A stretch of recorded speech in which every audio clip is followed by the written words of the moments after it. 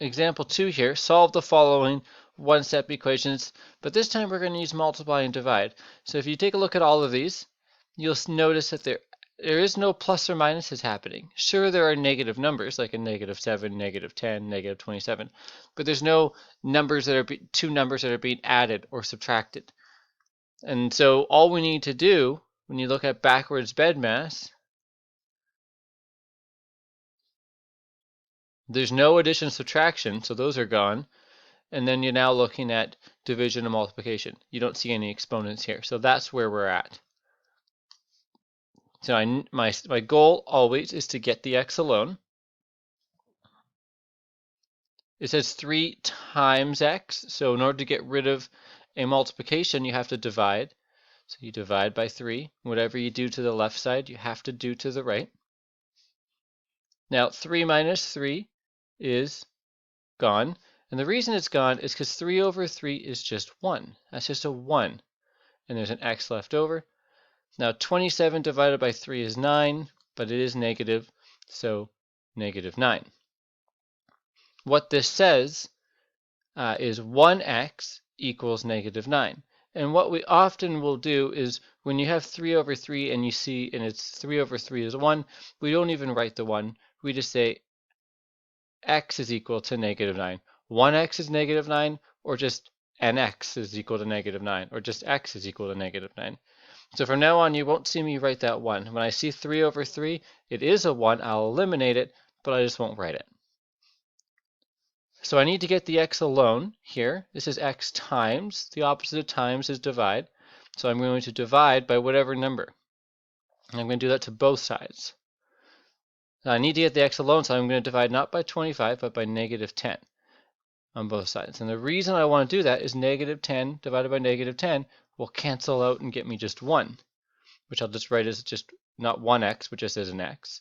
And then I've got 25 over -10. Now that's not a really nice number, like not a whole number. It actually is pretty nice because it can be reduced and it is a fraction, but it's not a number like 5 or 4 or something. So I'm going to write 25 over -10. And what we need to do at this point, I'll make that a little nicer, is we're going to need to divide by anything that they have in common. We're going to reduce that. In this case, that's going to be 5. So I'm going to write this here. X is equal to 25 divided by 5 is 5. 10 divided by 5 is 2, but it is negative. So x is equal to -5 over, 5 over -2. Or if you want, you could write, and maybe I'll write it over here, or you could write that x is equal to -5 over 2. So you can put the negative up top here, or you could make it a little more clear and put it actually just out in front of everything. So put the negative out in front. So either of those is fine. I'm just going to try to do this a little neater. All right, so now we have this. X over 3 equals -7. Again, our goal is to get the x alone. Right now, it's being divided by 3. So I am going to do the opposite of division, which is multiply.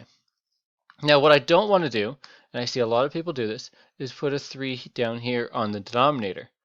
That is not helpful, because then that gives me on the top is an x, and on the bottom 3 times 3 is 9. And the whole idea is I want to cancel those out, but 3 times 3 is 9. It doesn't cancel anything out. So what you need to be really clear whenever you do these, you need to be really clear to put the 3 up on the numerator. Now here, there is no fraction. There actually is. It is over 1, but so we need to put the 3 up top where the numerator is. But the whole thing is kind of a numerator, so that part doesn't really matter. It's over here that it's really important that you put the 3 up top and there's a 3 on the bottom. And if you do that, 3 over 3 will cancel out. It'll just become a 1. So I'll have just an x, because I don't write the 1, and then 7 times 3 is 21, but there is a negative. Now continuing on, this is a very strange one. We are still under the section that's called one-step equations, but I see a 3 on the numerator and a 2 on the denominator. I'd like to point out that sometimes, and this is how I was taught, there's a 2 on the denominator, so I'm going to times by 2 on the numerator, and I'll times by 2 over here, and then those will cancel out. Again, don't copy this, but 2 times 6 is 12, is equal to 3x. And then I can see, hey, the 3 is being times by the x, so I'm going to divide by 3 and divide by 3, and those are gone. And those are gone, and I have x is equal to 12 over 3, which is 4. But that's something called a two-step. The first step was to put a 2 on the numerator so that it cancels with the denominator, and the second step was to divide by 3. So that is a two-step. Now I could do it, and this is the way that I was hoping you'll see these things. And if you see a fraction like this over with the x, you can actually do it in one step. And that step, and it's kind of sneaky, so I'm just going to here create a separated line, is I'm going to times this by it's called the reciprocal or the flipped fraction. So instead of 3 over 2, I'm going to put 2 over 3. And again, whatever I do to the right, I have to do to the left. I don't have to be concerned about numerators and denominators because I have 2 over 3. I made it a fraction. And the reason I did that is because you get this, a 2 and a 2. 1 2's on the numerator, 1 2's on the denominator. Well, those will cancel. And you'll also get a 3 and a 3. One of them's on a numerator, one of them's on a denominator, and so those will cancel. So when you multiply by 2/3 and 3/2, these 3's will cancel, and these 2's will cancel, both getting us 1's. So all that's left on the other side here is just, on the right side, is just an x. On the left, however, this is a fraction. Oops, I'm going to put that in green. And so when you have fractions and you multiply fractions, you have to just do the top times the top and the bottom times the bottom. 6 times 2 is 12. 3 times 1 is 3. And then you can reduce that to a 4. So they both get you an x equals 4.